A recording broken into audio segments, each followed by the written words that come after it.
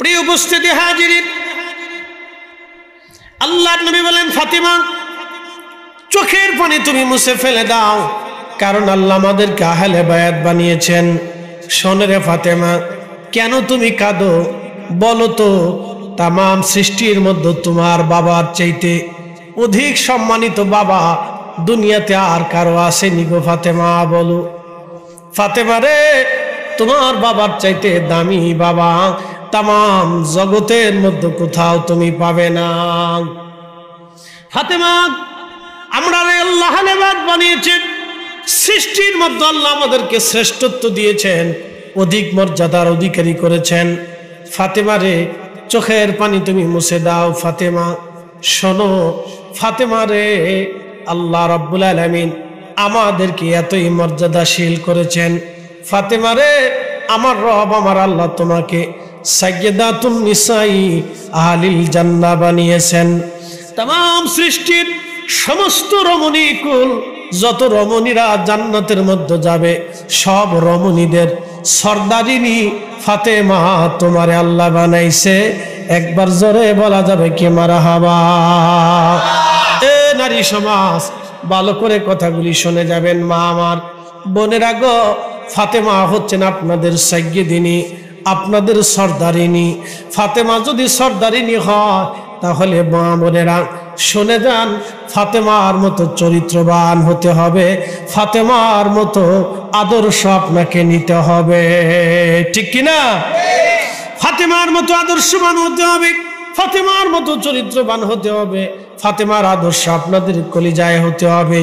আপনার জীবনে হযরত সাইয়্যিদাতুন নিসাই আহলিল জান্নাহ ফাতিমাতুজ জাহরা রাদিয়াল্লাহু আনহার চরিত্র এবং তার আদর্শ আপনার জীবনে আসতে হবে, কারণ তিনি আপনাদের সরদারিনী।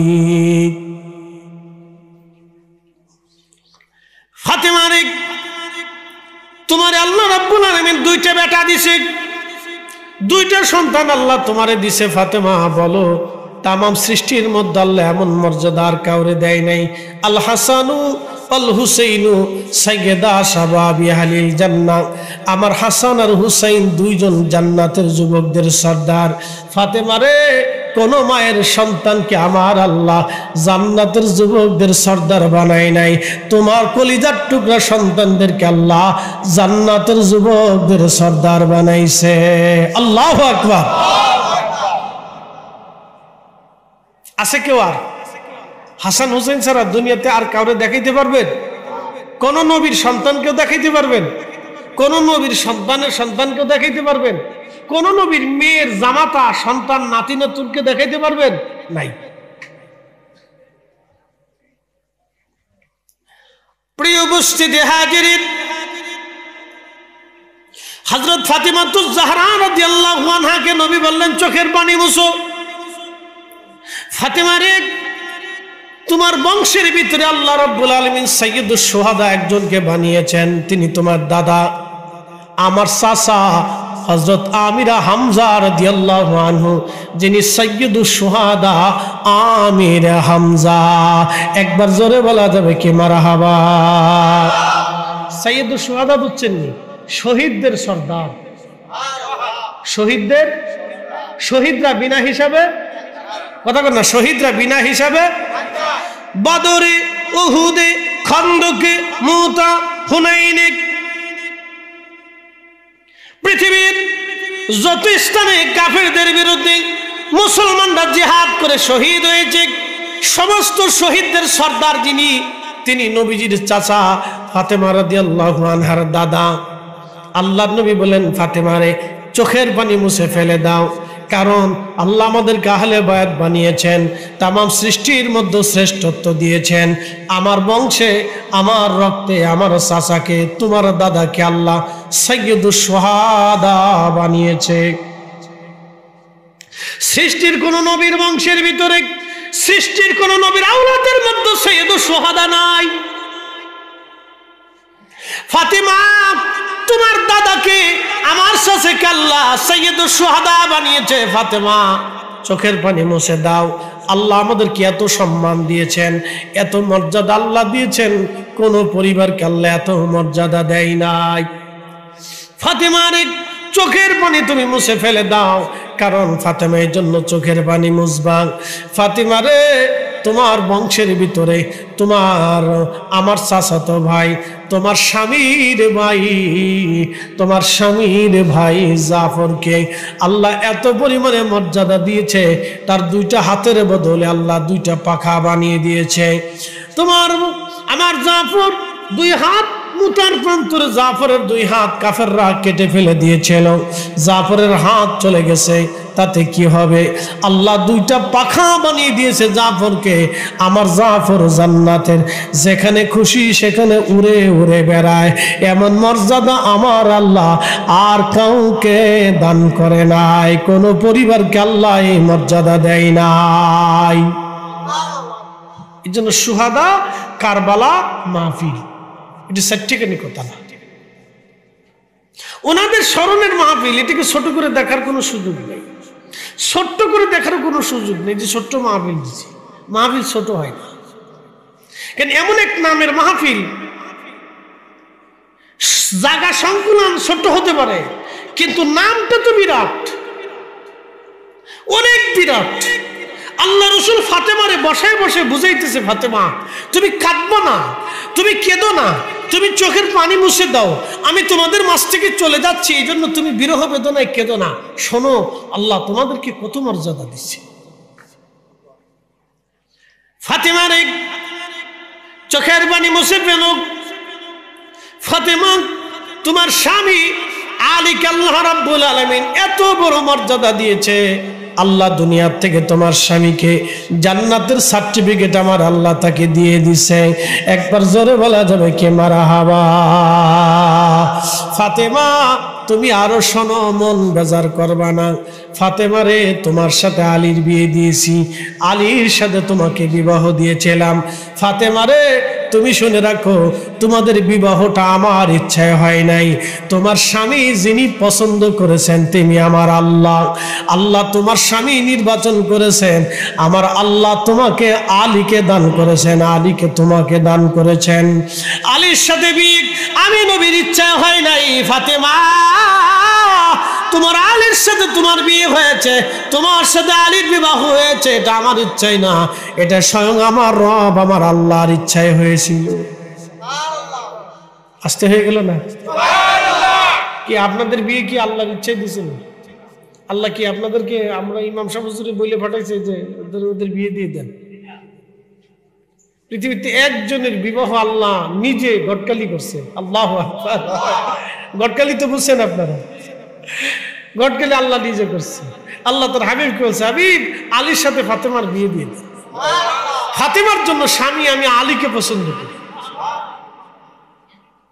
এটা সার্টিফিকেটই কথা না, সহজ করে দেখার কোনো সুযোগ নেই। এই জন্য শহাদে কারবালাকে সহজ করে দেখবেন না। আল্লাহ নবী আরো ডাক দিলেন, ফাতেমা চোখের পানি তুমি মুছে ফেলো, কাঁদবা না। খোদার জমিনে আমি নবী যেইভাবে দিন প্রতিষ্ঠিত করলাম, ফাতেমারে সৃষ্টির একেবারে শেষ প্রান্তে কিয়ামতের পূর্ব সময় জমিনে আমার আল্লাহ একজন ব্যক্তিকে দুনিয়াতে পাঠাবেন, তার নাম হবে মুহাম্মদ, বাবার নাম হবে আব্দুল্লাহ, তার পরিচয় হবে ইমাম মাহাদি নামে। কি পরিচয়? জোরে বলে। কি ছোটখাটো মনে হইতেছে আপনাদের? বুঝাইতেছি ইমাম মাহাদির দাম কত, ইমাম মাহাদি কি জিনিস সেটা বুঝাইতেছি। আল্লাহর নবী ডাক দিয়ে বলেন, ফাতেমা আমি যেইভাবে খোদার জমিনে খোদার দিন প্রতিষ্ঠিত করেছি, আমার মাহাদি দুনিয়াতে আসবে, দাজ্জালকে হত্যা করবে। পৃথিবীর এমন কোন ইঞ্চি মাটি নাই যে ইঞ্চি মাটির মধ্যে আমার মাহাদি কালেমার পতাকা উড্ডীন না করবে। ফাতেমারে আমি যেইভাবে দিন প্রতিষ্ঠিত করেছি, আমার মাহাদি ওইভাবে খোদার জমিনে খোদার দিন প্রতিষ্ঠিত করবে। এ ফাতেমা চোখের পানি তুমি মুছে ফেলে দাও। ফাতেমা রে তুমি শুনে রাখো, ফাতেমা তো আমার মাহাদি দুনিয়াতে আসবে পৃথিবীর অন্য কোনো বংশে না, রক্তে না, চৌধুরী বংশে না, মোল্লা বংশে না, শেখ বংশে না, কোন বংশে ইমাম মাহাদি দুনিয়াতে আসবে না। তোমার হাসান তোমার হুসাইনি রক্তের মাধ্যম দিয়া, তুমিও তোমার আলীর রক্তের মাধ্যম দিয়া, আমি রাসূলের পবিত্র রক্তের ধারাবাহিকতা দিয়া, তোমার সন্তান হাসান হুসাইনি রক্তের মাধ্যমে এই দুনিয়াতে একটা সন্তান আল্লাহ পাঠাবে, তার নাম হবে ইমাম মাহদী। আল্লাহু আকবার। শাহাদা কারবালা ছোট করে দেখার সুযোগ নেই। শহীদে কারবালায় সব শহীদ হয়েছিল, বেঁচে ছিলেন একজন জয়নুল আবিদিন। ওনার রক্তের মাধ্যম দিয়ে পৃথিবীতে মাহদী দুনিয়াতে আসবে। অতএব আহলে বাইতুন নবী রাসূলের আহলে বায়াতকে ছোট করে দেখার কোনো সুযোগ নেই। বাংলাদেশে হাজার হাজার মসজিদ আছে, একটা চেয়ার এই হাজার হাজার মসজিদ আছে, যে মসজিদগুলিতে উপরে আসেন না, আর না না উপরে আসেন, হাজার হাজার মাহফিল আছে, যে মসজিদ আছে, যে মসজিদগুলিতে কি হয়, অনেক মসজিদে বাংলাদেশে এই মুহররম মাসে আহলে বাইতের নামে কোনো আলোচনাই হয় না। বহু মসজিদ আছে বাংলাদেশে, আপনাদের কুমিল্লা, চট্টগ্রাম, সিলেট, এই সুন্নি অধ্যুষিত এলাকাগুলি একটু ভিন্ন। সুন্নি অধ্যুষিত এলাকাবিহীন যত এলাকা আছে তার অধিক এলাকাগুলিতে এই আলোচনা বন্ধই হয়ে গেছে। তারা মনে করে আহলে বাইতের আলোচনা করলেই বুঝি শিয়া হয়ে যায়। আরে একটা কথা মনে রাখবেন, সুন্নি কাকে বলে? সুন্নি তাকে বলে এক নম্বরে ইশকে নবী যার মধ্যে আছে সে হলো সুন্নি, এবং আহলে বাইতের প্রতি মহব্বত যা আছে সে হলো সুন্নি, এবং সাহাবায়ে কিরামের প্রতি তাজিম যার আছে সে হলো সুন্নি। কথা কর না কে, ঠিক কিনা? ইশকে নবী ছাড়া, আহলে বাইতের রাসূলের মহব্বত ছাড়া, সাহাবায়ে কিরামের তাজিম ছাড়া কেউ সুন্নি হইতে পারে না। মনে রাখেন এটা। বাংলাদেশে সারা পৃথিবীতে সবাই সুন্নি দাবি করে, আমরা আহলে সুন্নাত ওয়াল জামাত। যারা দেশে বুকে হাত বেঁধে নামাজ পড়ে ইয়াজিদের প্রশংসা করে, ওরাও কে আমরা আহলে সুন্নাত ওয়াল জামাত। শয়তানে হাসে, কয় বাপরে বাপ, ওরা আমার চাইতেও সিটার, ওরা আমার চাইতেও সিটার। সিটারই তো আমি পৃথিবীতে সেরা ছিলাম, কিন্তু আমার চাইতে ডিগ্রি বেশি হয়ে গেছে। চিন্তা করে এরা সুন্নি বলে। আল্লাহু আকবার। প্রিয় উপস্থিতি হাজিরিন, খুব মনোযোগ দিবেন।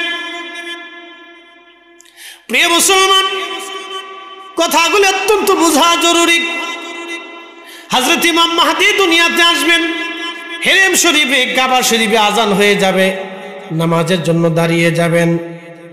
ঠিক এমন সময় কাতার হয়ে গেছে হেরেমের চারপাশে, লক্ষ লক্ষ মুসলমান কাতারবদ্ধ হয়ে জামাতে দাঁড়াবে, হজের সময় হবে। সময়টা কাতারবদ্ধভাবে নামাজে দাঁড়িয়ে গেছে। যাই নামাজের মুসল্লা রুকনে কাবা শরীফের রুকন হাজরে আসওয়াদের পাশে মাকামে ইব্রাহিমের বরাবরে হযরত ইমাম মাহদী আলাইহিস সালাতু ওয়াস সালাম দাঁড়িয়ে যাবেন। ঠিক এমন সময় আল্লাহর পক্ষ থেকে ওনার কালবের মধ্যে মেসেজ আসবে, হে মাহদী অপেক্ষা করো, ঈসা রুহুল্লাহকে দুনিয়ার মধ্যে আমি পাঠাইতেছি। আসমান থেকে ফেরেশতারা তাকে কাঁধে করে নামাইতেছে। ফেরেশতাদের দুই কাঁধের উপরে ভর দিয়ে, দুইজন ফেরেশতার কাঁধে ভর দিয়ে এই ঈসা রুহুল্লাহ দুনিয়াতে নামতেছেন। আল্লাহর একজন নবী জলিল কদর রাসূল, তিনি ঈসা রুহুল্লাহ, তিনি আসমান থেকে দুনিয়াতে নামতেছেন ফেরেশতাদের কাঁধে ভর দিয়ে। তিনি আসবে, তিনি আসার পরে তুমি নামাজ আদায় করবে। ইমাম মাহদীর কালবের ভিতরে আমার আল্লাহ মেসেজ পাঠায় দিবে। একবার জোরে বলা যাবে কে মারহাবা। এই মোবাইলে মেসেজ আসে না? আসে আসে। আচ্ছা, আমার মোবাইলে কি মেসেজ আসে আমি যদি আপনাকে না দেখাই, আপনি কি দেখতে পারবেন? সুযোগ নেই। পাসওয়ার্ড দিয়ে রেখেছি, ধরে নাকি, তো আপনি সহজে পাসওয়ার্ড খুলতে পারতেছেন না। তো ওলি আল্লাহদের কালবের ভিতরে আল্লাহ মেসেজ পাঠায়, ওনাদের পাসওয়ার্ড আছে, এ সবাই ধরতে পারে না। ইমাম মাহদী আলাইহিস সালামের কালবের ভিতরে আল্লাহ মেসেজ পাঠাবে, পৃথিবীর কেউ জানবে না। ইমাম মাহদী বলবেন অপেক্ষা করো, ঈসা রুহুল্লাহ আসমান থেকে নামতেছে, উনি আসবে, তারপরে আমরা নামাজ পড়ব। তো ঈসা আলাইহিস সালাম নামবেন, তিনি সিরিয়াতে, সিরিয়াতে নামবেন। বর্তমান সিরিয়া একটা সাদা মসজিদ থাকবে, সাদা মিনারা থাকবে, ওই মিনারতে ঈসা আলাইহিস সালাম নামবেন। সেখান থেকে নেমে তিনি দ্রুত গতিতে হেরেমে আসবেন। বুঝতে পারতেছেন কত দ্রুত আসবে?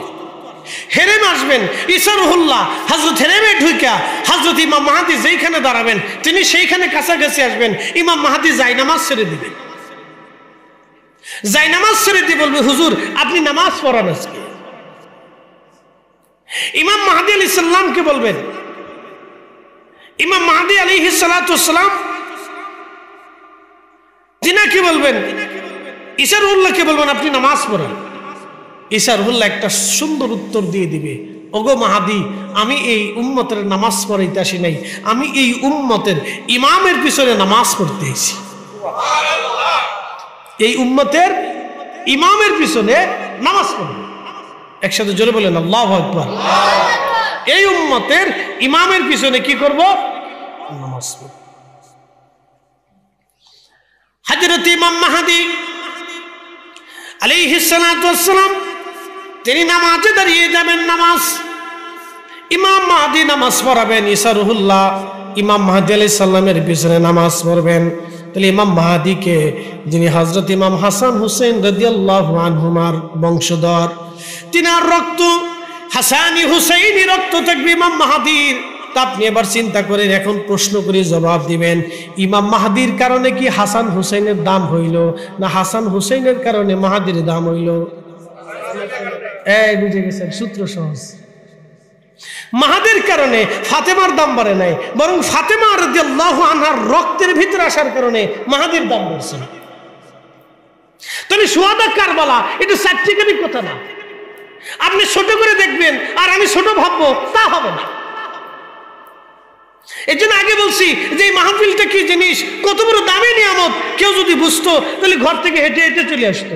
আল্লাহ রাসূল বলছেন, আমার উম্মত তোমরা শোনো, খুরাসান থেকে একটা পতাকাবাহী দল আসবে, তারা কালেমার পতাকা নিয়ে, কালো পতাকা নিয়ে তারা খুরাসান থেকে বের হবে, আর খুরাসান থেকে তারা মার্চ করবে, একেবারে বাইতুল আকসা তারা দখল করবে, ইহুদিদেরকে হত্যা করবে এবং খোদার জমিনে খেলাফত প্রতিষ্ঠিত করবে। ও আমার উম্মত, সেই দিন তুমি যদি জীবিত থাকো, তুমি যদি জিন্দা থাকো, তাহলে বরফের পাহাড়ের ভিতর দিয়েও যদি হাইটে যাওয়া লাগে, যদি হাইটে না যাইতে পারো তো হামাগুড়ি দিয়ে হইলেও তুমি সেই দলের সাথে অন্তর্ভুক্ত হও, কারণ সে দল জান্নাতি দল। আর একটু জোরে বলবেন আল্লাহু আকবার। সে দল কি দল? তাহলে হুসাইনি দল কি দল? শুহাদায়ে কারবালার দল কি দল? তো তাদের স্মরণের মাহফিল আপনি সাইটটিখানি সহজ করে দেখবেন। দুনিয়ার একটা বাহিনীর উপরে রাসূল বললেন যে দুনিয়াতে যদি তুমি জিন্দা থাকো, ওই সময় কি করবে? যদি বরফের পাহাড় হয়, তারপরে তুমি ওই পাহাড়ের উপর দিয়ে হাইটে আসবা। যদি হাইটে আসতে না পারো তো হামাগুড়ি দিয়ে হলেও তুমি হাইটে চেষ্টা করবা, কারণ এই দল জান্নাতি। তাহলে আপনি চিন্তা করেন, এত বছর পরে এই উম্মতের একটা ছোট্ট মুজাহিদ দলের উপরে যদি এত ফজিলত হতে পারে, তাহলে শুহাদায়ে কারবালার মুজাহিদদের ফজিলত কত ছিল? আল্লাহু আকবার। তাহলে মাহফিলে বসে আমরা কিছু আশা করতে পারি, কি কথা ঠিক আছে কিনা? বলে কি আশা? ক্ষমার আশা, মুক্তির আশা, নাজাতের আশা করতে পারি।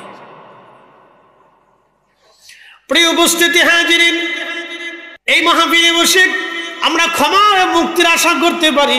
বলে হুজুর কোন দলিলে?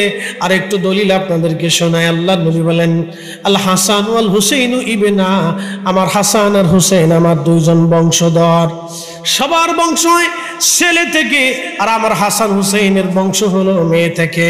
সবার বংশ হয় ছেলে থেকে, আর আমার নবীর বংশ হয়েছে মেয়ে থেকে। হাসানি ওয়াল হুসাইনি, নবীজি বলেন আমার উম্মতেরা শুনে নাও, আমার হাসান হুসাইন আমার দুইজন আওলাদ, আমার বংশধর। মান আহাব্বাহুমা, তাদেরকে যারা মোহাব্বত করবে, ফাকাদ আহাব্বানি, তারা আমি নবীকে ভালোবাসবে। ওমান আহাব্বানি আহাব্বাহুল্লাহ, এবং আমি নবীকে যারা ভালোবাসবে তারা আল্লাহকে ভালোবাসবে।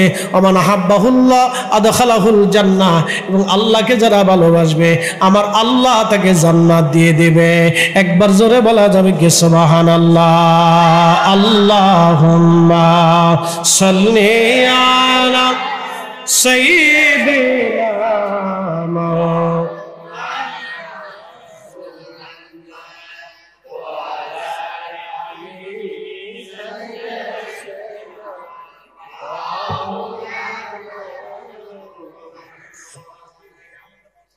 আখেরি সালাম লন ওহে নানা জান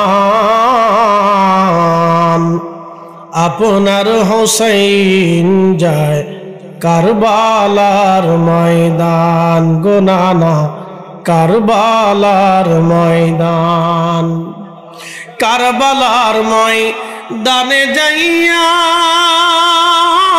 দিব গলা কাটাইয়া আর নায়া শিব ফিরে নানা আর নায়া শিব ফিরে মদিনা মুকাম আপনার হোসাইন যায় কারবালার ময়দান গো নানা কারবালার ময়দান আখেরি সালাম লন আখেরি সালাম লন ওহে নানা জান আপনার হোসাইন যায় কারবালার ময়দান গো নানা কারবালার ময়দান আল্লাহুম্মা সাল্লি আলা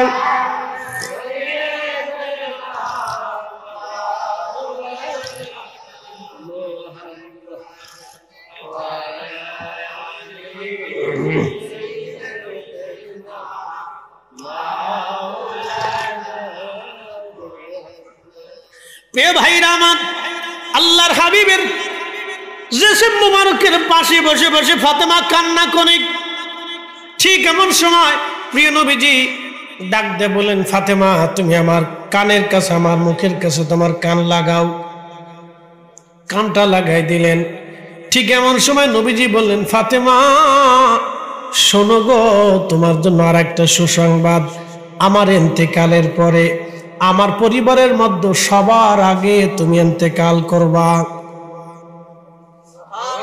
হয় না আরো জোরে আরেকটু জোরে মৃত্যু কার কখন হবে কেউ জানে আল্লাহ রাসূল সুসংবাদ দিচ্ছে ও ফাতেমা কান্না বন্ধ করো তুমি এখনো কাঁদতেছো এত সুসংবাদ দিলাম তোমার ছেলে তুমি তোমার বাবা তোমার আত্মীয় স্বজন তোমার বংশ তোমার রক্তের ফজিলত গাইলাম এখনো কান্না বন্ধ হয় না তো শুনে যাও একটা সুসংবাদ আছে আর একটা বড় সুসংবাদ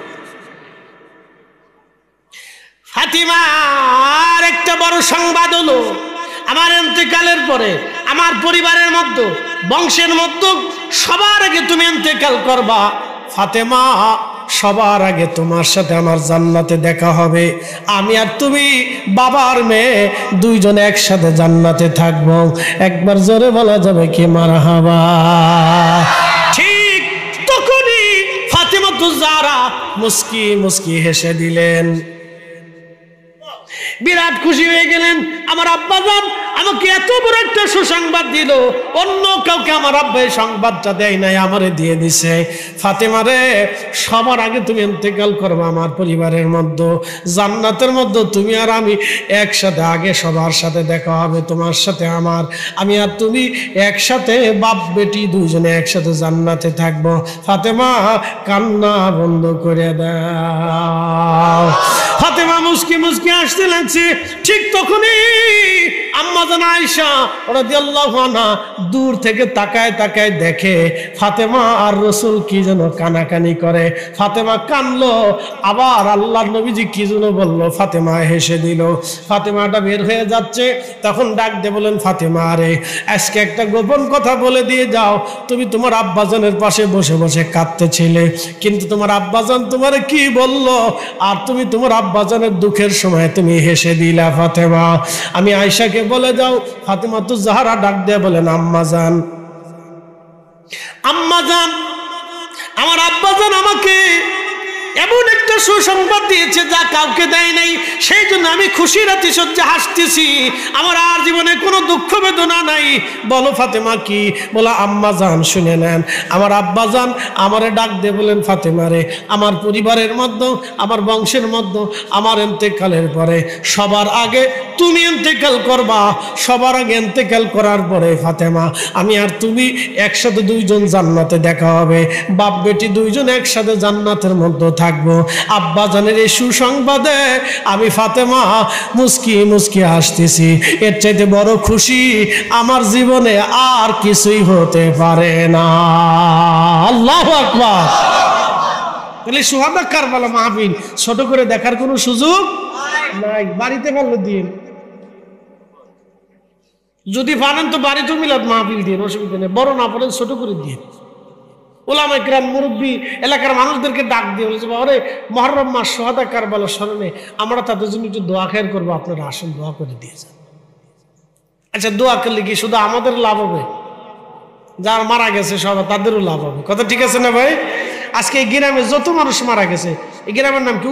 উত্তর রাঘবপুর। এই উত্তর রাঘবপুরে, দক্ষিণ রাঘবপুরে, পূর্ব রাঘবপুরে, পশ্চিম রাঘবপুরে আমরা কাউরেই বাদ দেবো না। আমরা বলবো, আল্লাহ এই এলাকার যত মানুষ কবরে গেছে সহাদায়ে কারবালার উসিলে তুমি মাফ করে দাও।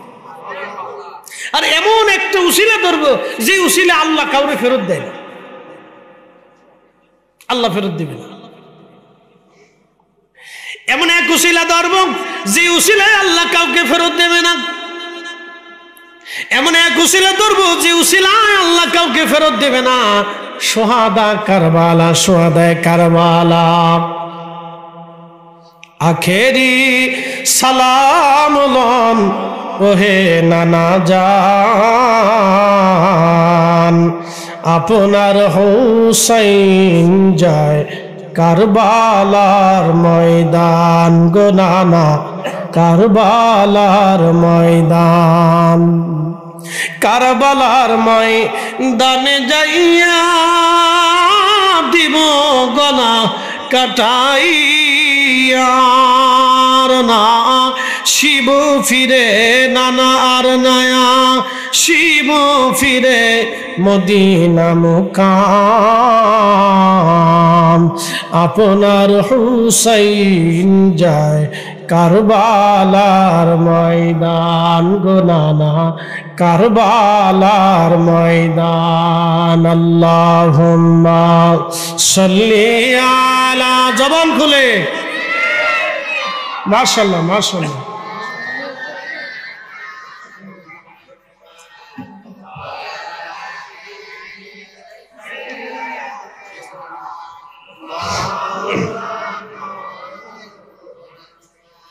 ফাতেমা হাসতে হাসতে চলে গেলেন।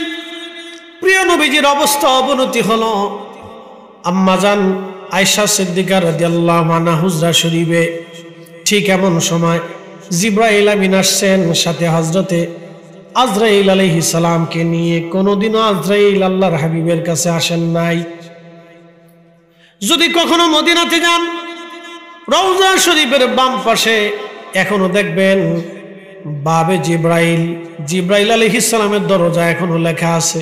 আরেকটা দরজা আছে বাবুন নিসা, মহিলাদের দরজা। ওই দরজা দিয়ে এখন সবাইকে, হাজীদেরকে ঢুকায় রিয়াজুল জান্নায় নিয়ে যায়। ওই বাবুন নিসার পাশেই আপনারা দেখবেন একটা ছোট্ট টিলা। এইখানে এক আমাদের স্টেজের মতো জায়গা, এখন আছে কিনা জানি না। এইখানে আহলে সুফফা সাহাবীরা বসবাস করতেন। এখানে একটা গাছ ছিল, যদিও গাছটা এখন আর নাই। এইখানে একটা গাছ ছিল, আল্লাহর নবীর জমানাতে এই সময় একটা গাছ ছিল। এই গাছের নিচে আহলে সুফফা সাহাবীরা বসবাস করত। আহলুস সুফফা কারা?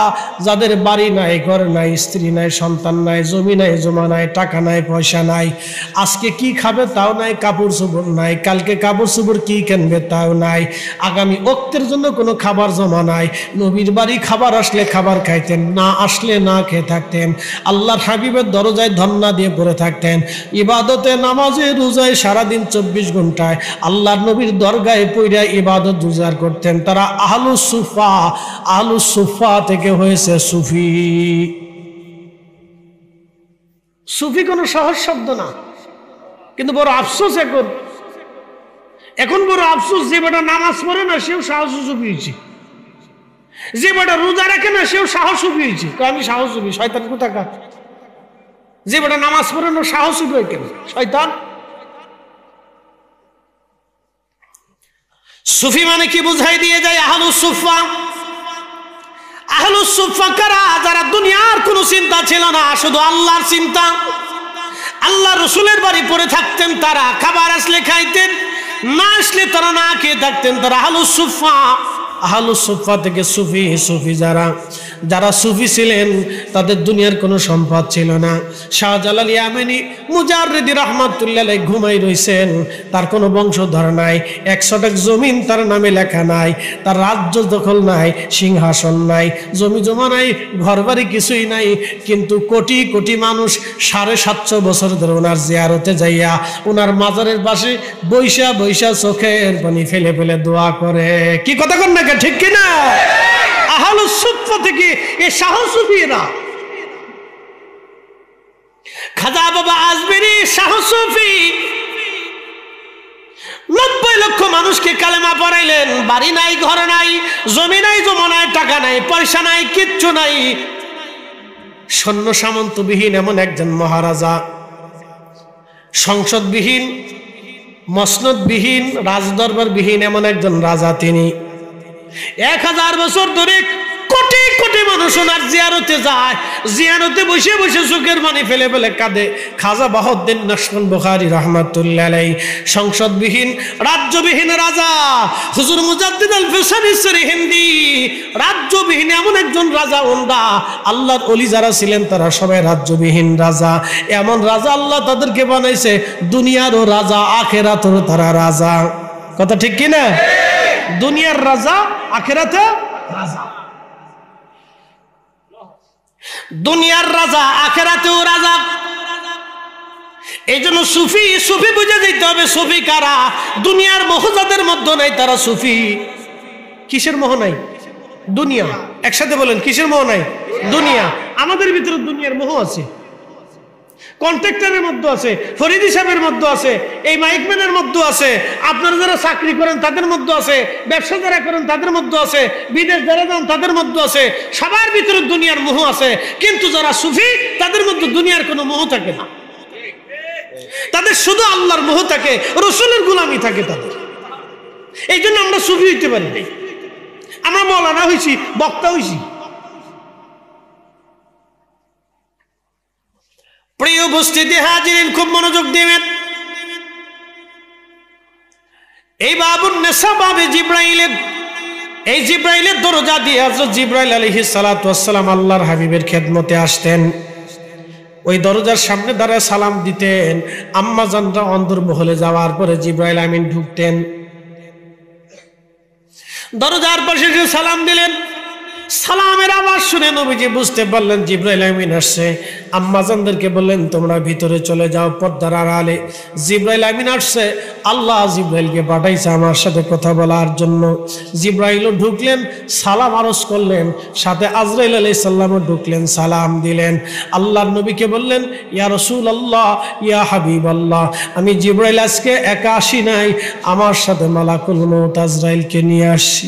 নবীজি, যিনি মায়ের কোল থেকে সন্তানকে নিয়ে চলে যায়, সন্তানের কোল থেকে মা বাবাকে নিয়ে চলে যায়, ভাইয়ের কোল থেকে ভাইকে নিয়ে চলে যায়, ডাক্তারের সামনে থেকে রোগী নিয়ে চলে যায়, সৈন্য সামন্তের ভিতর থেকে সেনাপ্রধানকে নিয়ে চলে যায়, লক্ষ লক্ষ সৈন্য সামন্তের পাহারার ভিতর থেকে যিনি রাজা বাদশাদেরকে নিয়ে চলে যায়, হুজুর তিনি মালাকুল মউত আজরাইল আলাইহিস সালামকে আল্লাহ আমার সাথে আপনার খেদমতে পাঠিয়েছে।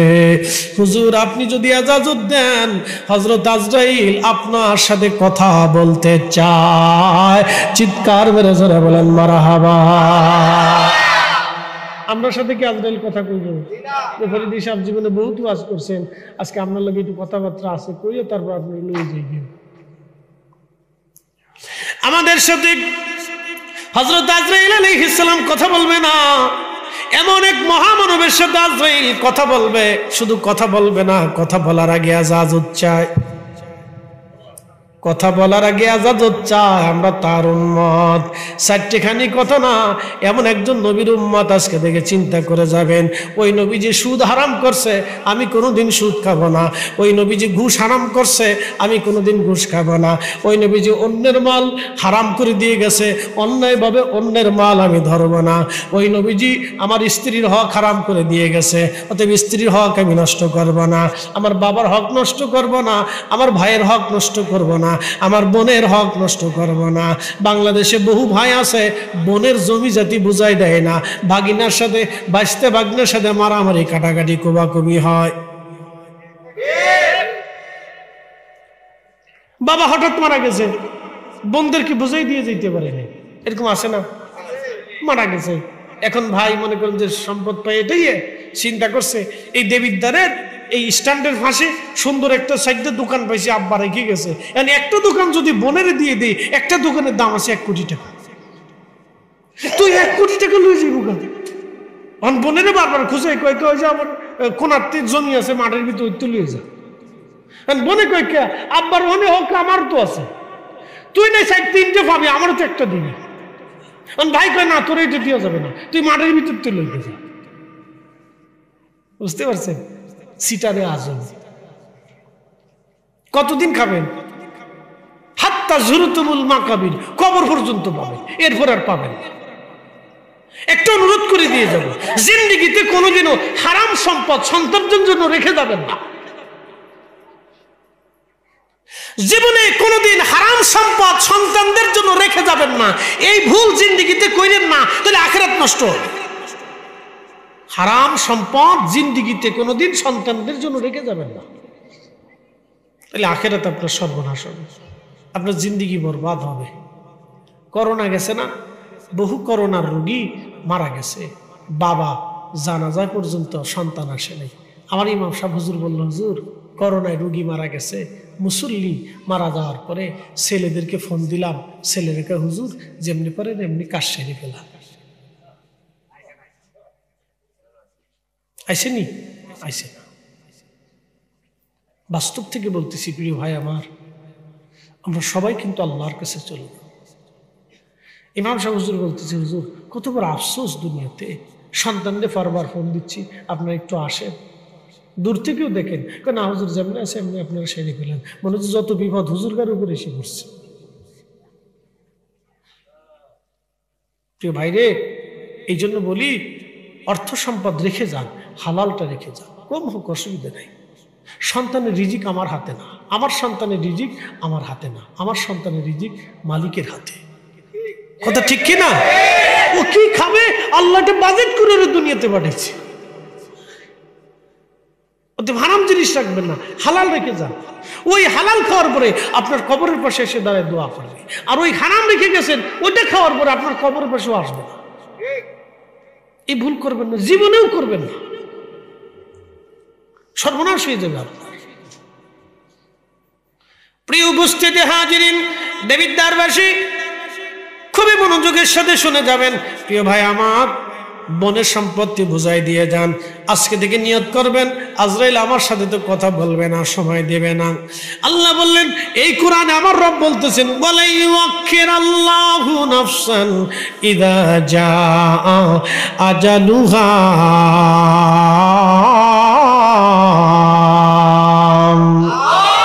একদিন মাটির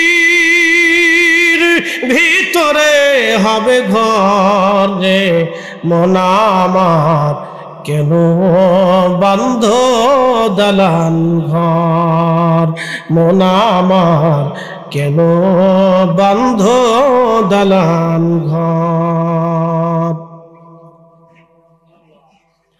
প্রিয় উপস্থিতি, রাঘবপুরবাসী, আল্লাহ বলেন হাবিব উম্মতকে জানান, মৃত্যুর সময় যখন চলে আসবে 1 সেকেন্ড পর্যন্ত দেরি করা হবে না, আমার বান্দাদেরকে সময় দেওয়া হবে না, নির্দিষ্ট সময়ে তাকে নিয়ে আসা হবে। এমনকি ওমা তাদেরি নাফসুন বিআইয়ি আরদিন তামুত, কখন সে কোথায় মারা যাবে সেই খবর আমি আল্লাহ তাকে দেব না। সে নিজেও জানবে না কখন কোন সময় মারা যাবে, আপনি নিজেও জানেন না।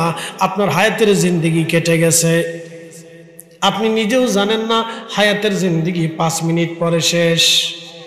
আপনি নিজেও জানেন না হায়াতের জিন্দেগি 5 মিনিট পরে শেষ হয়ে যাবে। দেখবেন গাড়ি অ্যাক্সিডেন্টে বহু মানুষ মারা যায়, হার্ট স্ট্রোক করে অনেক মানুষ মারা যায়, ব্রেন স্ট্রোকে অনেক মানুষ মারা যায়, বিভিন্ন রোগে বিভিন্নভাবে মানুষ মারা যাইতেছে। সে নিজেও জানে না আগামী দিন তাকে কবরে চলে যাওয়া লাগবে। আল্লাহ ডাক দিলেন, হাবিব উম্মতকে বলে দেন আমার বান্দারা যেন ওই কথাই মনে রাখে, এক মুহূর্ত দেরি করা হবে না, সময় শেষ চলে আসতে হবে, আর একবার চলে আসলে ফেরত দেওয়া হবে না। একবার যদি দুনিয়ার থেকে চলে আসে দুনিয়াতে আর ফেরত আসা হবে না। বৌদ্ধ যারা, তারা বিশ্বাস করে আমার পুনর্জন্ম আবার হবে, আমি দুনিয়াতে ফিরে আসব। হিন্দুরা বিশ্বাস করে দুনিয়াতে আমি আবার আসব। এই জন্য দেখবেন হিন্দুরা এবং বৌদ্ধরা পুনর্জন্মে বিশ্বাসী। আমি কয়েকদিন আগে দেখলাম ভারতের ওই যে পাশে চীনের একটা অঞ্চল আছে, এটার নাম তিব্বত। চীনের একটা প্রদেশের নাম কি? তিব্বত। এই তিব্বতীদের ধর্মগুরুর নাম হচ্ছে দালাই লামা। তার নাম দালাই লামা না, উপাধি হচ্ছে দালাই লামা। বৌদ্ধদের সর্বোচ্চ ধর্মগুরুর নাম হচ্ছে দালাই লামা।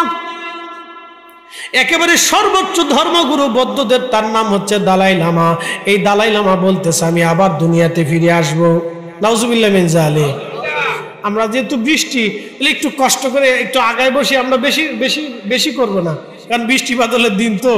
এই একটু আগে আসি, একটু কষ্ট করে, একটু চাপ দিয়ে জিকিরের হালতে ইসমে জাদ আল্লাহ আল্লাহ আল্লাহ আল্লাহ আল্লাহ আল্লাহ আল্লাহ আল্লাহ আল্লাহ আল্লাহ আল্লাহ আল্লাহ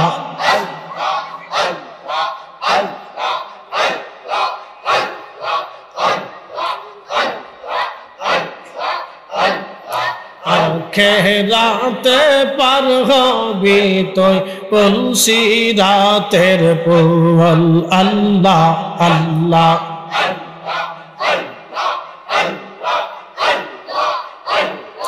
আল্লাহ যেই দিন কাজী হবে জর্রা জর্রা হিসাব নিবে হা সেই দিন তোমায় কে তারাবে, সেই দিন তোমায় কে তারাবে। মোহাম্মদ রাসূল আখিরাত পার হবি তুই তুলসী রাতের পুল আল্লাহ আল্লাহ আল্লাহ আল্লাহ আল্লাহ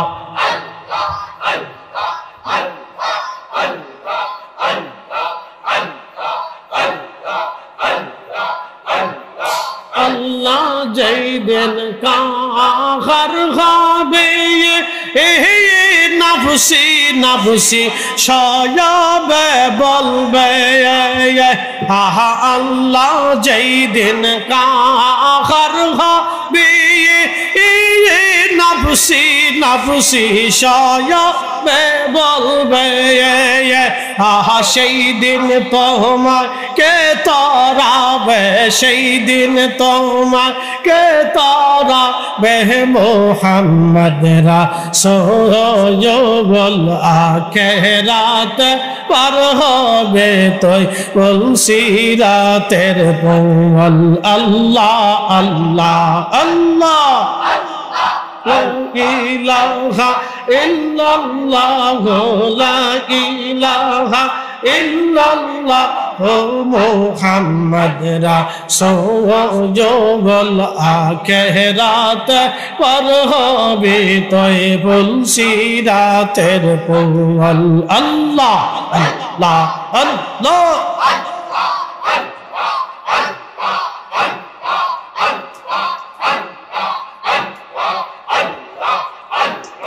আল্লাহ যেই দিন কাজী হবে জর্রা জর্রা হিসাব নিবে। হেই আল্লাহ যেই দিন কাজী হবে জর্রা রাজাররা হিসাব দিবে হা সেই দিন তোমায় কে তাড়াবে সেই দিন তোমায় কে তাড়াবে মুহাম্মদ রাসূলুল আখিরাত পার হবি তুই কোন সিরাতের পল আল্লাহ আল্লাহ আল্লাহ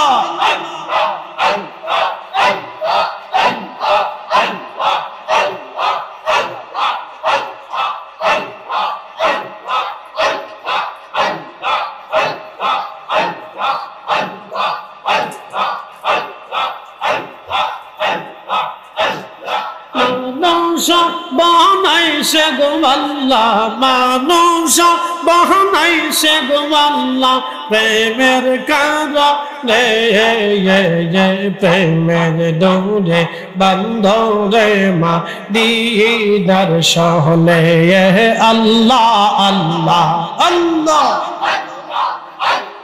হাবিবকে পাঠাইছে গো আল্লাহ হাবিবকে পাঠাইছে গো আল্লাহ প্রেমের কারণে প্রেমের ডোরে বন্ধরে মদিনার শহরে আল্লাহ আল্লাহ আল্লাহ আল্লাহ আল্লাহ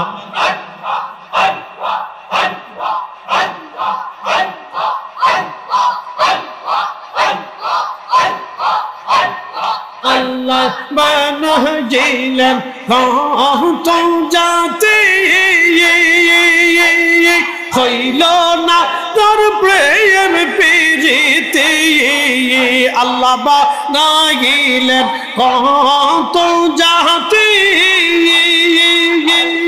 হইল না তোর প্রেম প্রীতি অবশ্যই সে মানুষ বানায় অবশ্যই সে মানুষ বানায় প্রেমের কারণে প্রেমের ডোরে বন্ধরে মদিনার শহরে আল্লাহ আল্লাহ আল্লাহ আল্লাহ আল্লাহ আল্লাহ আল্লাহ আল্লাহ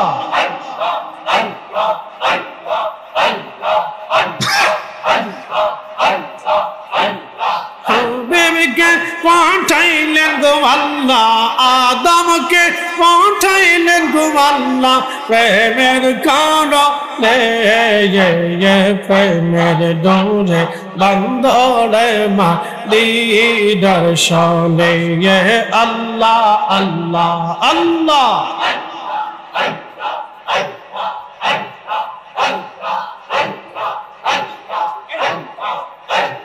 আল্লাহ বানাইলেন আসমান জমিন আর বানাইছেন রাত রোবার দিন আল্লাহ দিলেন আসমান জমিন আর বানাইছেন রাত রোবার দিন আদমকে পাঠাইছে গো আল্লাহ আদমকে বানাইল গো আল্লাহ প্রেমের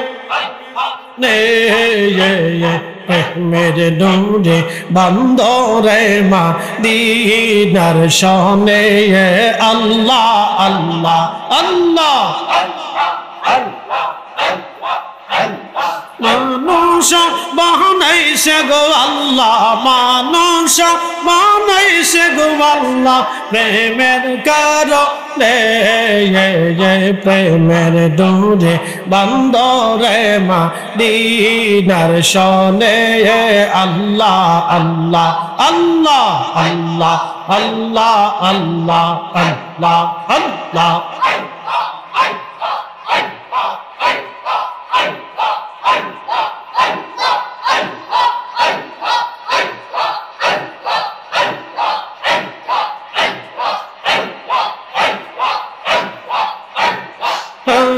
হাবিবকে পাঠাইছে গো আল্লাহ, হাবিবকে পাঠাইছে গো আল্লাহ, প্রেমের কারণে প্রেমের দৌড়ে বন্দরে মদিনার সনে আল্লাহ আল্লাহ আল্লাহ আল্লাহ।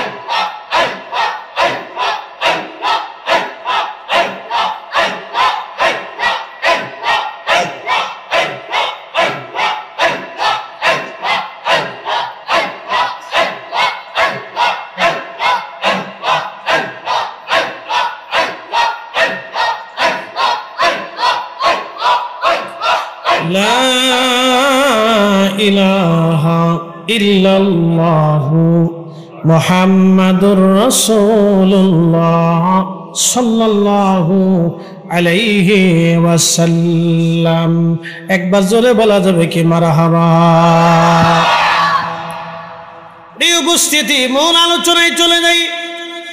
সময়ের স্বল্পতা, চারিপাশে বৃষ্টি, বৃষ্টির ভিতরে আপনারা বসে আছেন, বাড়ি থেকে চলে আসছেন। কেন আসছেন? শাহাদা কারবালার মাহফিল, শাহাদায়ে কারবালার মহাব্বত নিয়ে চলে আসছেন। আল্লাহর কসম করে বলি, এই মহাব্বত কিয়ামতের ময়দানে কথা বলবে। এই মহাব্বত কিয়ামতের ময়দানে শাহাদায়ে কারবালার কদম মোবারক পর্যন্ত আমাদেরকে পৌঁছাবে। কারণ আমরা গুনাহগার, আমরা পাপিষ্ট, আমরা অপরাধী। শুনে যান, শাহাদায়ে কারবালা কেন? ইমাম হাসান হুসেন ফাতেমাতুজ জাহরা রাদিয়াল্লাহু আনহু আল্লাহর নবীজির আহলে বায়াতরা কিয়ামতের ময়দানে জাহান্নামের দরজার সামনে তারা দাঁড়ায় থাকবে, ডাক দেবে, আল্লাহ আমার নানার উম্মত জাহান্নামে চলে যাবে, আমি হাসান হুসাইন এটা হতে দেব না। একবার জোরে বলেন আল্লাহু আকবার। আমাদেরকে যারা ভালোবেসেছিল আল্লাহ তাদেরকে মাফ করে দাও, তা না হলে আমরা যাব না। আমরা শহীদ হয়েছিলাম, তৃষ্ণার্ত ছিলাম, সন্তান হারাইছিলাম তোমার দিনের জন্য। আল্লাহ তুমি দয়া করো, আমরা তুমি সম্মানিত বানাইছো আল্লাহ। সেদিন ইমাম হাসান হুসেন ফাতেমাতুজ জাহরা নবীর পরিবার আহলে বায়তদেরকে দেখে আমার আল্লাহর মায়া লাগবে। গুনাহগার আমরার মতো পাপিষ্টদেরকে আল্লাহ মাফ করে দিয়ে আমার আল্লাহ জান্নাতি বানায় দেবে। এই জন্য বলছিলাম এই মাহফিল কি জিনিস যদি বুঝতো তাহলে সব চলে আসতো। জাগার তো সংকলন হতেই না, আরো বহু লোক আসতো।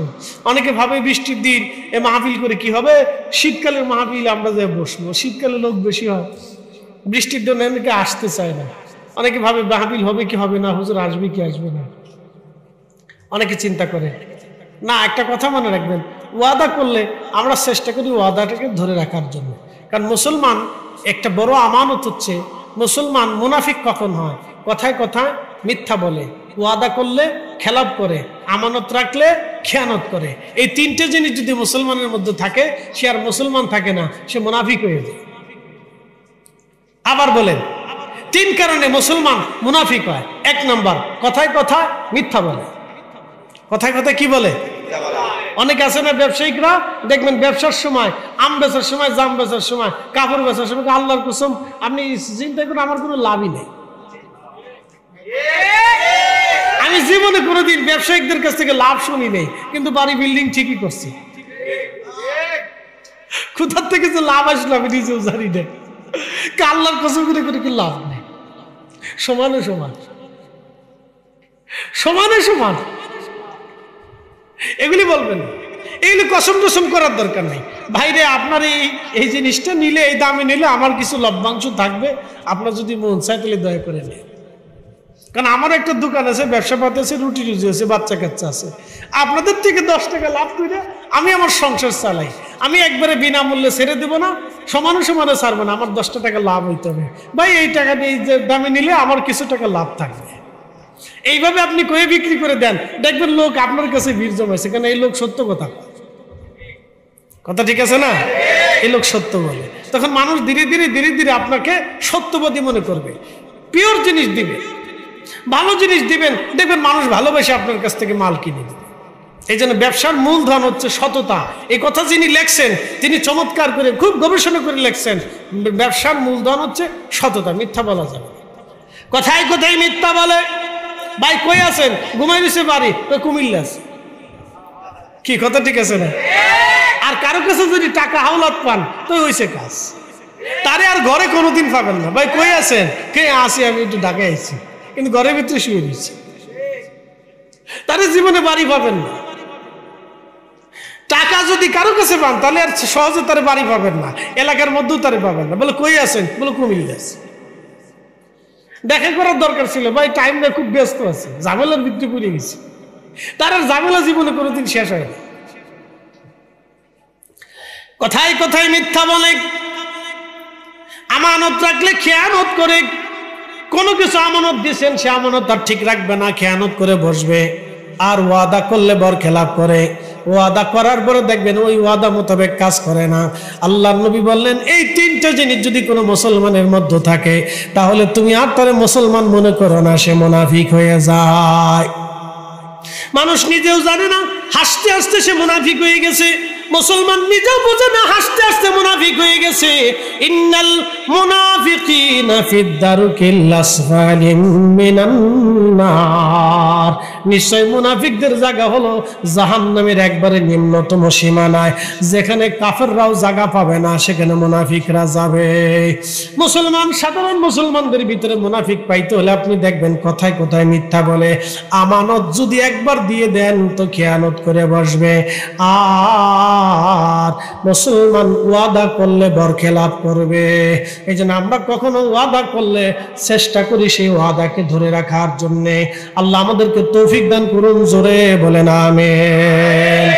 আজকে জুমার রাত, বেশি লম্বা কথা বলবো না, চলে যায় আল্লাহর হাবিবের কদম মোবারকের দিকে।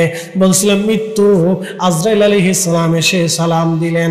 সালাম দিয়া বলতেছেন, ইয়া রাসূলুল্লাহ, ইয়া হাবিবাল্লাহ, আল্লাহ আমাকে পাঠিয়েছেন আপনার খেদমতে, আপনার কাছ থেকে জানার জন্য, ইজাজত নেওয়ার জন্য।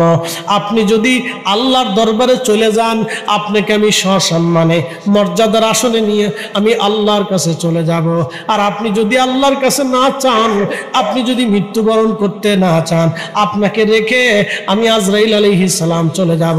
আপনার যতদিন মন চায় ততদিন উম্মতের মাঝে আপনি থাকবেন। আল্লাহু আকবার। এই সুপ্রিম পাওয়ার আর কারো আছে? আর কারো না। আল্লাহ নবী ডাক দিলেন, আজরাইল। এইভাবে কি আল্লাহ ফরমান দিয়েছে? বলে, হাই ইয়া রাসূলুল্লাহ, আল্লাহ যেইভাবে ফরমান দিয়েছে সেইভাবে আমি আপনার সামনে উপস্থাপন করেছি। প্রিয় নবী জিবরাইল আমিনের দিকে তাকাইলেন। জিবরাইল আমিন ডাক দিলেন, ইয়া রাসূলুল্লাহ, আল্লাহ ওইভাবে ফরমান দিয়েছেন যেইভাবে আজরাইল আলাইহিস সালাম বলেছেন। আপনি যদি চান তো চলে যাবেন, যদি না চান আপনাকে রেখে দিয়ে আমরা চলে যাব। আপনার যতদিন মন চায় ততদিন উম্মতের মাঝে থাকবেন। এই বিষয়টা আল্লাহ রাসূলের জন্য, কিন্তু আমাদের জন্য সাবজেক্ট হলো কুল ইন্নাল মাউতাল্লাযী তাফিরুনা মিনহু ফাইন্নাহু মুলাকীকুম। হুজুর আপনি বলে দেন, বলে দেন, বলে দেন, মৃত্যু থেকে আপনার উম্মত শুধু পালায়, মৃত্যু থেকে উম্মত পালায়। হুজুর আপনি বলে দেন মরণ থেকে পালাইতে পারবে না। দেখবেন বাংলাদেশের চিকিৎসা যদি ভালো না হয় ইন্ডিয়াতে যায়, ইন্ডিয়ার চিকিৎসা ভালো না লাগলে সিঙ্গাপুরে যায়, সিঙ্গাপুরের চিকিৎসা ভালো না লাগলে আমেরিকা যায়, আমেরিকার চিকিৎসাও যদি ভালো না হয় তারপরেও দেখবেন ভালো ডাক্তার দেখানোর চিন্তা করে। কিন্তু আপনারা বলেন তো, ডাক্তাররা কি চিরদিন দুনিয়াতে বেঁচে থাকে? ডাক্তারও বেঁচে থাকে না, ডাক্তারও বেঁচে থাকে না, চিরদিন কেউ বাঁচে না। সবাই তো মৃত্যুর কোলে পালাবে, সবাই মৃত্যুর কোলে পড়বে, কেউ পালাইতে পারবে না। এই জন্য আল্লাহ বলেন, হুজুর আপনি বলে দেন ইন্নাল মাউতাল্লাযী তাফিরুন, মৃত্যু থেকে তারা পালায়। হুজুর গো বলে দেন মরণ তার সাথে মোলাকাত করবে। সুম্মা তুরাদ্দুনা ইলা আলিমিল গায়বি ওয়াশ শাহাদাত অতঃপর আমি রবের সাথে সে সাক্ষাৎ করবে, আমি তার গোপনে গোপনে সব আমি আল্লাহ জানি। ফায়ুনাব্বিউকুম বিমা কুনতুম তা'মালুন, দুনিয়ার মধ্যে কি আমল করেছিল আমি রব সেই দিন তার আমল নামা দিয়ে দেখাই দিব। দেখো তুমি অমুক টাইমে মিথ্যা বলছিলা, তুমি অমুক জায়গায় চগলখুরি করছিলা, অমুক জায়গায় আমানতের খেয়ানত করছিলা, অমুক সময় তোমার স্ত্রীর সাথে তুমি আমানতের খেয়ানত করছো, বাপ মারে গালি দিছো, সন্তান সন্ততির হক নষ্ট করে দিয়েছো, ভাইয়ের হক মিটাও নাই, সব আমল নামার ভিতরে আমার আল্লাহ লিখে রাখবে।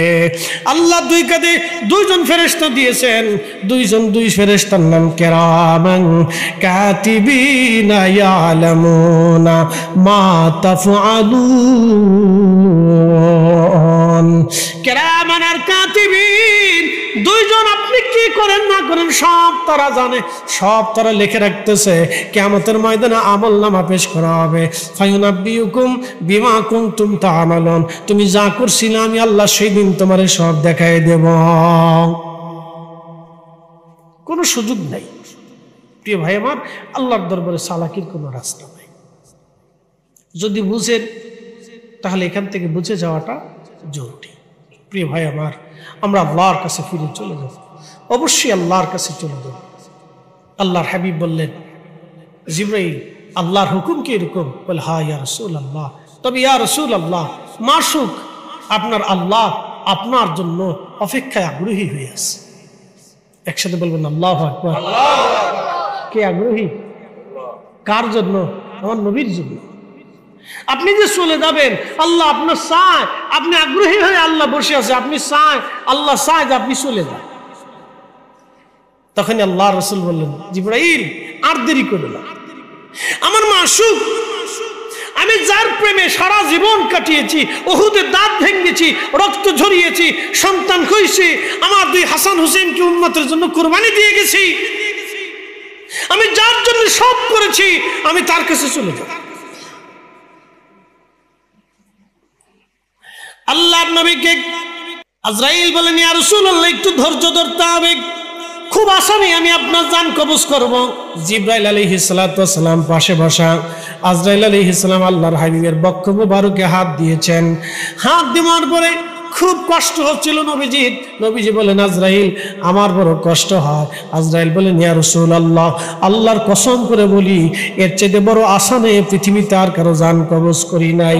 হুজুর এর চেয়ে এত আসামে আমি আর কারো জান কবজ করবো না। নবী গো, আপনার ইন্তেকালের বিষয়টা আল্লাহ আমাকে সতর্ক করে দিয়েছেন, আপনি যাতে কষ্ট না পান, হাবিব যাতে কষ্ট না পায়, আল্লাহ আমাকে সতর্ক করে দিয়েছে। ইয়া রাসূলুল্লাহ এর চাইতে আর আসনে আমি কারো জান কবজ করি নাই। নবীজি ডাক দিলেন, আজরাইল তবে একটা অনুরোধ শুনে নাও, আমার উম্মত বড় গুনাহগার, আমার উম্মতের জান কবজের সময় আমার উম্মতকে কষ্ট দিও না।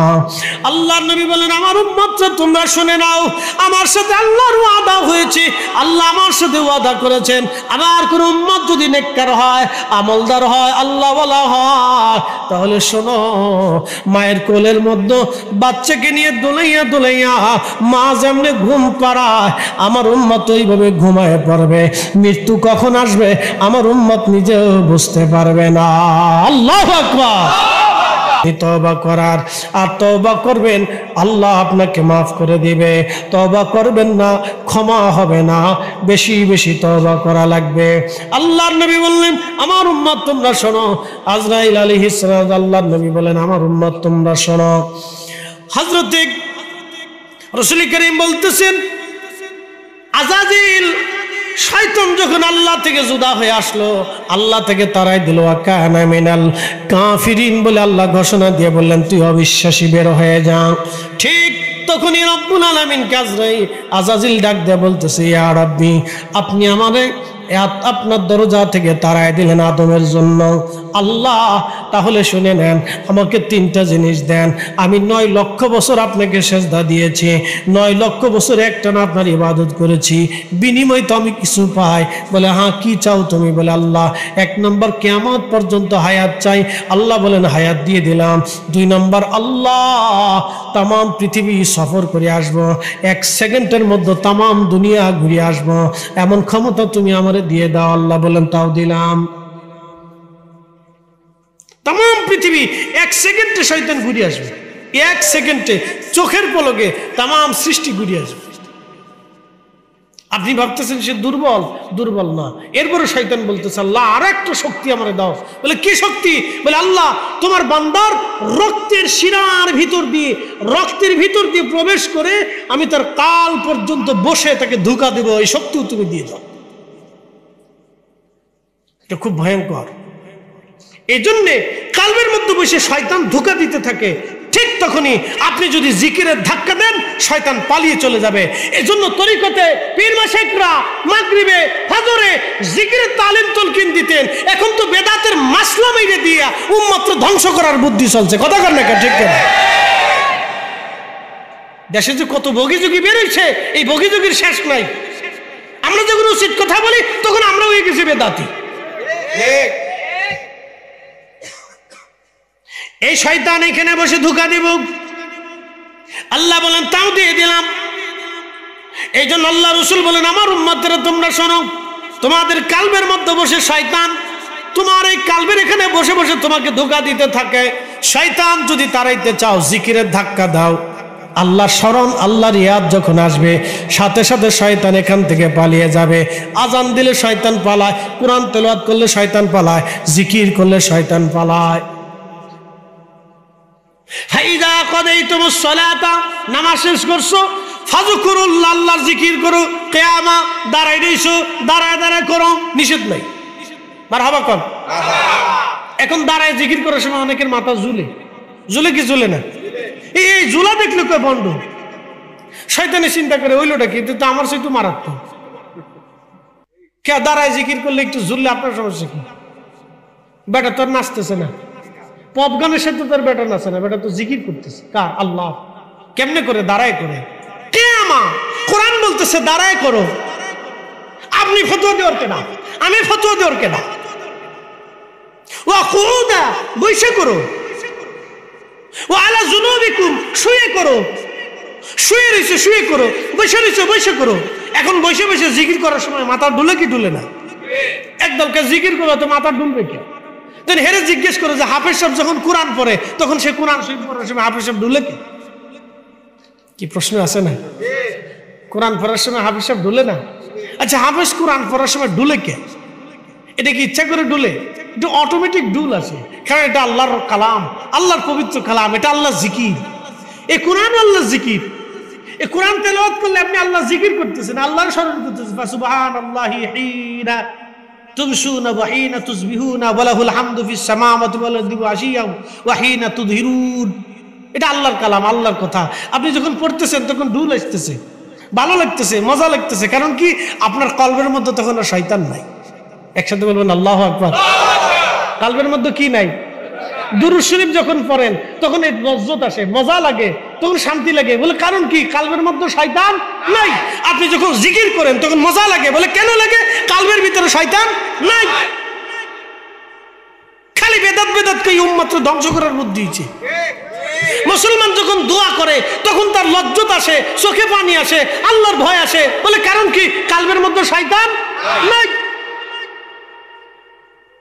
খালি বেদাত বেদাতকে উম্মত ধ্বংস করার বুদ্ধি হয়েছে।